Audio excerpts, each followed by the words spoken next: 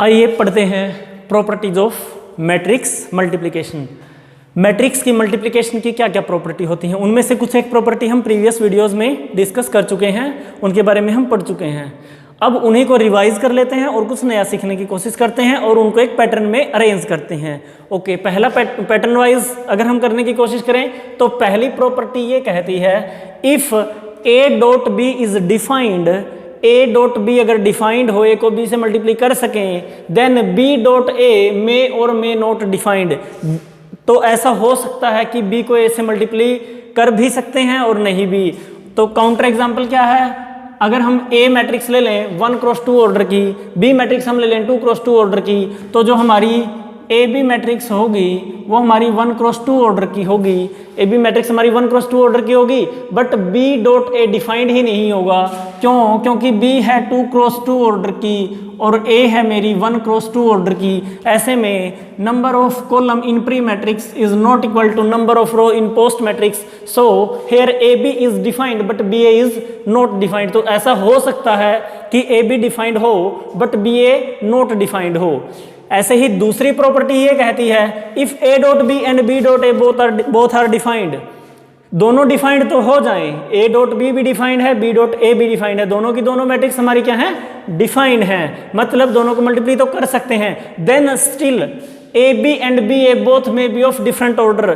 तो ऐसा हो सकता है कि ए बी भी डिफाइंड है, बी ए भी डिफाइंड है, लेकिन दोनों का ऑर्डर ए बी और बी ए का ऑर्डर डिफरेंट हो सकता है। काउंटर एग्जांपल के लिए ए एक मैट्रिक्स ले लेते हैं हम 2x3 ऑर्डर की, बी एक मैट्रिक्स हम ले लेते हैं 3x2 ऑर्डर की। जब हम ए बी निकालेंगे, ए क्या है 2x3 ऑर्डर की, बी क्या है 3x2 ऑर्डर की। जब ए बी निकालेंगे तो ए बी हमारा आएगा 2x2 ऑर्डर का, 3 2 3 कैंसिल हो जाएगा, 2x2 ऑर्डर का हमारा ए बी आएगा। लेकिन अगर हम बी ए निकालने की कोशिश करें तो बी ए क्या होगा, बी हमारी मैट्रिक्स है 3x2 ऑर्डर की, ए हमारी मैट्रिक्स है 2x3 ऑर्डर की, 2 2 2 कैंसिल, बी ए जो हमारा आएगा वो 3x3 ऑर्डर का आएगा। तो अब देखना ए बी का ऑर्डर 2x2, बी ए का ऑर्डर 3x3, यही तो हमने लिखा है if A B and B A both are defined. Yes, यहाँ पे दोनों डिफाइंड तो हैं, then still A B and B A both may be of different order. तो पहली कंडीशन ये थी कि एक डिफाइंड हो ए बी, स्टिल ये हो सकता है कि बी ए डिफाइंड नहीं हो सकता।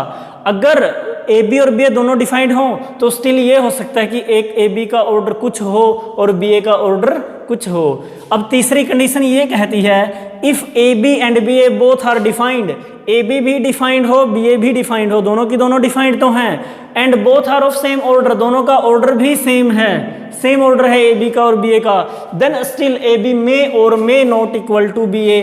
तो भी ऐसा हो सकता है कि ए बी बी ए के इक्वल हो भी सकता है और नहीं भी। काउंटर एग्जांपल मैंने दे दिया, एक ये मैट्रिक्स है, बी ए मैट्रिक्स है। हमने ये किया था क्वेश्चन नंबर 1 एक्सरसाइज 3.2 का 4th पार्ट हमने किया था, वहाँ पे ए बी हमारा बी ए से डिस्टिंक्ट आया था, तो ये प्रॉपर्टी भी होगी स्टिल।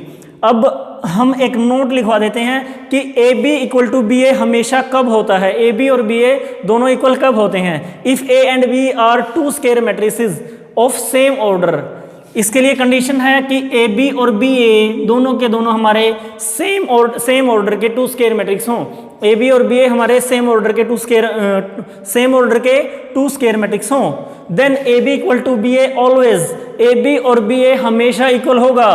पहली कंडीशन क्या, दोनों सेम, ए बी ए और बी दोनों सेम ऑर्डर के हों, ए का जो ऑर्डर है वही ऑर्डर बी का हो, दोनों का सेम ऑर्डर हो। तो A B equal to B A होगा कब, यहाँ पे एक और बात ध्यान रखनी, स्क्वायर मैट्रिक्स होनी चाहिए। ए बी एक स्क्वायर मैट्रिक्स है, बी भी एक स्क्वायर मैट्रिक्स है, दोनों का ऑर्डर भी सेम है, तो ए बी और बी ए इक्वल होंगे कब, at least one matrix of A and B is a diagonal matrix. A और बी में से, दोनों में से कोई एक मैट्रिक्स अगर डायगोनल मैट्रिक्स हो जाए, ए मैट्रिक्स है ये मेरी, बी मैट्रिक्स है ये वाली, ए मैट्रिक्स का मैट्रिक्स भी स्क्वायर मैट्रिक्स होनी चाहिए, बी भी स्क्वायर मैट्रिक्स होनी चाहिए, हो गई, दोनों स्क्वायर मैट्रिक्स हो गई। ए का ऑर्डर क्या है, हमारी ए स्क्वायर मैट्रिक्स है, जो ऑर्डर ए का है वही ऑर्डर बी का है, दोनों का ऑर्डर भी सेम होना चाहिए। तो हमारी ए बी और बी ए इक्वल होंगी कब इक्वल होंगी, जब दोनों में से कोई एक जो स्क्वायर मैट्रिक्स है वो हमारी डायगोनल मैट्रिक्स हो जाए। दोनों मैट्रिक्स में से एक मैट्रिक्स कौन सी हो जाए? डायगोनल, या तो ए या तो बी। एग्जांपल ले लेते हैं, ए मैट्रिक्स हमारी 2 0 0 0 3 0 0 0 5, एक ए मैट्रिक्स है, ये मैंने डायगोनल मैट्रिक्स ली है। बी मैट्रिक्स आप रैंडमली अब कुछ भी ले लो, एक मैट्रिक्स डायगोनल लेने के बाद दूसरी मैट्रिक्स आप कुछ भी ले लो, चाहे तो ए को डायगोनल ले लो, चाहे तो बी को डायगोनल ले लो, दूसरी उससे जो मर्जी ले लो, आपका आंसर ए बी और बी ए हमेशा इक्वल आएगा। एक कंडीशन हमें मिल गई कि A B equal to B A हमेशा कब होता है? जब दोनों की दोनों स्केयर मैट्रिक्स हो और दोनों का ऑर्डर भी सेम हो, दोनों में से एक मैट्रिक्स का डायगोनल मैट्रिक्स हो, दोनों में से कोई एक मैट्रिक्स डायगोनल हो तो A B equal to B A होता है। लेकिन ये भी पॉसिबल है, but A B equal to B A also possible even if none of the matrix is a diagonal matrix. लेकिन A B equal to B A तब भी हो सकता है अगर दोनों में से कोई भी मैट्रिक्स हमारी डायगोनल ना हो। इसका मतलब क्या हुआ? पहली कंडीशन में इफ एंड ओनली इफ नहीं आएगा, सिर्फ इफ आएगा। सिर्फ इफ का मतलब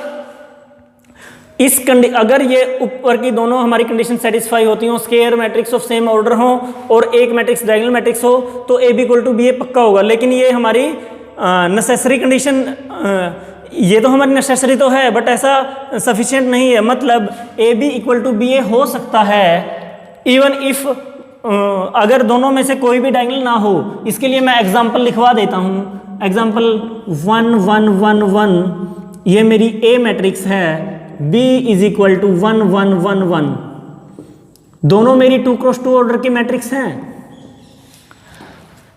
ए मेरी 2 क्रॉस 2 ऑर्डर की मैट्रिक्स है, बी भी मेरी 2 क्रॉस 2 ऑर्डर की मैट्रिक्स है। दोनों में से कोई भी डायगोनल नहीं है, ना तो ये मैट्रिक्स डायगोनल मैट्रिक्स है, ना ये मैट्रिक्स डायगोनल मैट्रिक्स है। बट स्टिल आप निकाल के देखना, ए बी और बी ए इक्वल आ जाएगा। ए बी और बी ए तब भी इक्वल आ सकता है अगर दोनों में से कोई भी मैट्रिक्स डायगोनल ना हो। लेकिन ऐसा पॉसिबल हो भी सकता है, नहीं भी। हाँ, अगर दोनों में से कोई एक भी हमारी डायगोनल मैट्रिक्स हो तो तब तो पक्का हमारा A B equal to B A आएगा। दोनों में से कोई भी एक भी इनमें से ए में से या बी में से डायगोनल हो तो A B equal to B A पक्का आएगा। But A B equal to B A तब भी आ सकता है अगर दोनों में से कोई भी डायगोनल मैट्रिक्स ना हो। ये थी हमारी कुछ प्रॉपर्टी जो मैट्रिक्स मल्टीप्लिकेशन की थी। और ए बी और बी ए से रिलेटेड जो हमारा मैट्रिक्स मल्टीप्लिकेशन की जो प्रॉपर्टी होती है, इसको क्या नाम देते होते हैं हम? Commutative property. कॉम्यूटेटिव प्रॉपर्टी बोलते हैं इसको, जो कि इसमें does not hold commutative property does not hold in, यहां पे मैं ऐसे लिख देता हूं, does not hold under matrix multiplication. क्या लिखा हमने? कॉम्यूटेटिव प्रॉपर्टी, पहली प्रॉपर्टी ये, commutative property does not hold under matrix multiplication. Matrix multiplication में हमारी कॉम्यूटेटिव प्रॉपर्टी होल्ड नहीं करती। मतलब A B equal to B A हमेशा, नॉट ऑलवेज। मैं इसको थोड़ा रफ करके फिर से बता देता हूं। A B equal to B A not always. A B और बी ए हमेशा इक्वल नहीं होते, इसलिए under the matrix multiplication commutative property does not hold. Commutative property matrix multiplication में होल्ड नहीं करती। आइए पढ़ते हैं नेक्स्ट प्रॉपर्टी।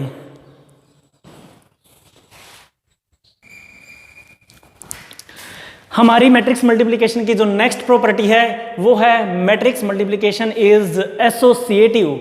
मैट्रिक्स का जो मल्टीप्लिकेशन है वो एसोसिएटिव होता है। एसोसिएटिव मतलब ए को बी से मल्टीप्लाई करें, उसके बाद जो आंसर आता है उसको सी से मल्टीप्लाई कर दें। मान लेते हैं हमारे पास तीन मैट्रिसेस हैं ए बी सी, तीन मैट्रिसेस हैं ए बी सी। ए का ऑर्डर है m क्रॉस n, मैं थोड़ा सा बड़ा लिख देता हूं। ए मैट्रिक्स है, बी मैट्रिक्स है, सी मैट्रिक्स है। ए का ऑर्डर है m क्रॉस n, बी का ऑर्डर है n क्रॉस p, सी का ऑर्डर है p क्रॉस q। तो अगर हम a डॉट बी निकालें, a डॉट बी क्या आएगा? ए डॉट बी, ये आएगा हमारा एन से एन कैंसिल होके एम क्रॉस पी की मैट्रिक्स। अब हम अगर इसको सी से भी मल्टीप्लाई करें, जो सी है पी क्रॉस क्यू का है, जो रिजल्ट आएगा वो एम क्रॉस क्यू में आएगा, एम क्रॉस क्यू में आएगा, तो ये हमारा लेफ्ट हैंड साइड हो जाएगी। अब ऐसे ही अगर हम पहले बी डॉट सी निकालें, बी डॉट सी निकालें तो P to P cancel, N cross Q की मैट्रिक्स आएगी। फिर ए से मल्टीप्लाई करेंगे तो एन से एन कैंसिल हो जाएगा, एम क्रॉस क्यू की ये मैट्रिक्स आएगी, एम क्रॉस क्यू की ये आएगी, एम क्रॉस क्यू की ये आएगी। तो जो रिजल्ट, लेकिन जब मल्टीप्लाई करेंगे जो आंसर आएगा, जो रिजल्ट आएगा वो भी हमारा सेम ही आएगा। मैट्रिक्स मल्टीप्लिकेशन में कम्यूटेटिव प्रॉपर्टी है जो वो होल्ड नहीं करती, बट जो एसोसिएटिव प्रॉपर्टी है वो होल्ड कर जाती है। हमेशा याद रखना A dot B into C is equal to A dot B dot C. Associativity hold करती है बट कम्यूटेटिविटी नहीं होल्ड करती।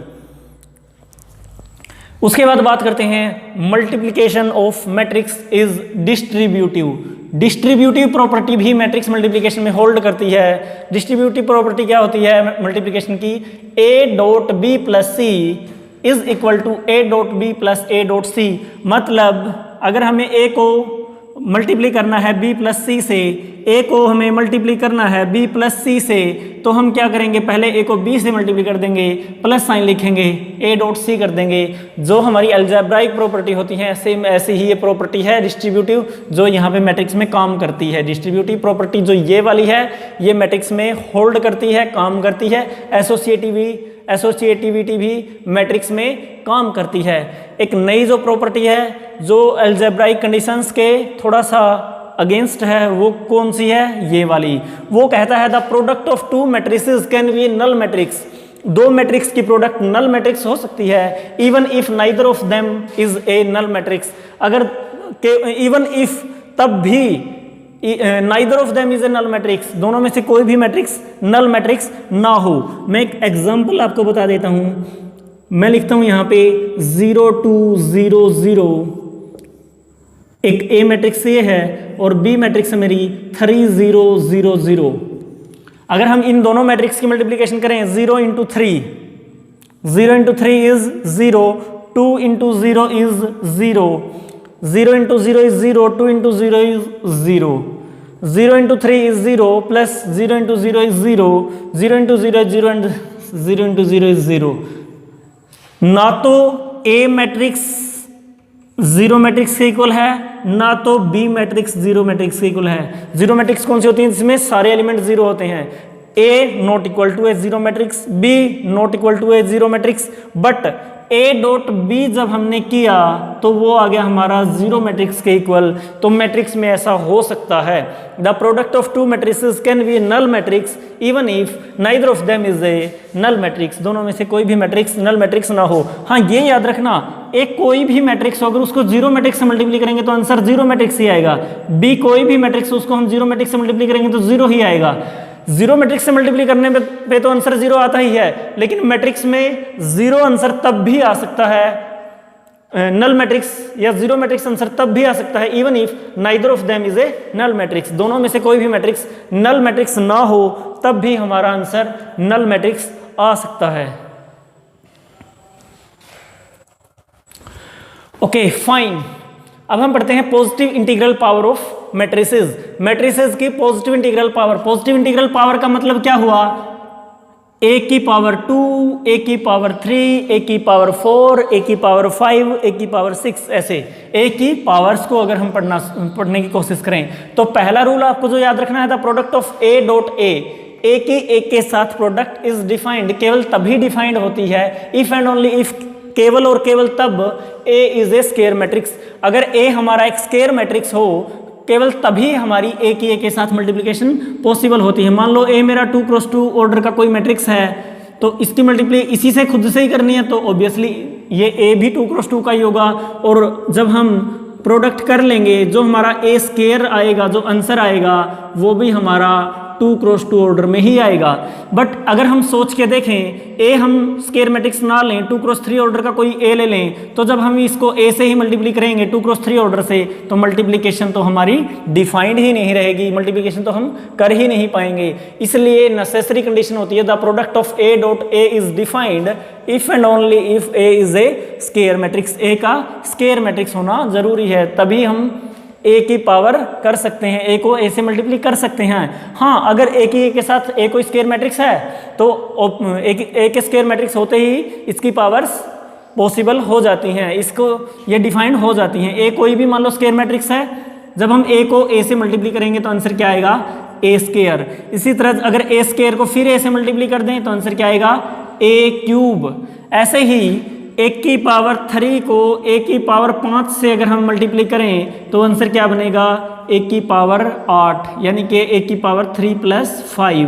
तो जो आपको याद रखना है, वो ये है, अगर एक की पावर m को एक की पावर n से मल्टीप्लाई करें तो आंसर आएगा एक की पावर m + n। ये प्रॉपर्टी आपको याद रखनी है इंटीग्रल पावर ऑफ मैट्रिसेस में। सेम इसी तरह से अगर हम कहें कि ए क्यूब की पावर 2 है, ए क्यूब की पावर 2 का मतलब क्या हुआ, A cube dot A cube, A cube की ए क्यूब से मल्टीप्लाई, तो ये क्या बनेगा, ए की पावर 3 + 3 6, यानी कि या डायरेक्ट कर लें 3 × 2 = 6। तो आप याद रखिए सेकंड यहाँ पे जो हम लिखेंगे, ए की पावर m को अगर हम किसी n से मल्टीप्लाई करें तो ये बन जाएगा हमारा ए की power m dot n। A की पावर m इंटू ए की power n is equal to A की पावर m + n। ए की पावर m की power n is equal to A की पावर m डॉट n। ये है हमारी positive integral power of matrices. Matrices की powers कैसे करते हैं, अगर एक m पावर की मैट्रिक्स है, दूसरी n पावर की मैट्रिक्स है, तो जो ओवरऑल रिजल्ट आएगा दोनों की मल्टीप्लाई करके ए की पावर m + n होगा। ए की पावर m की n पावर कर दें तो ए की पावर m डॉट n हो जाएगी। ये है हमारी positive integral power of matrices.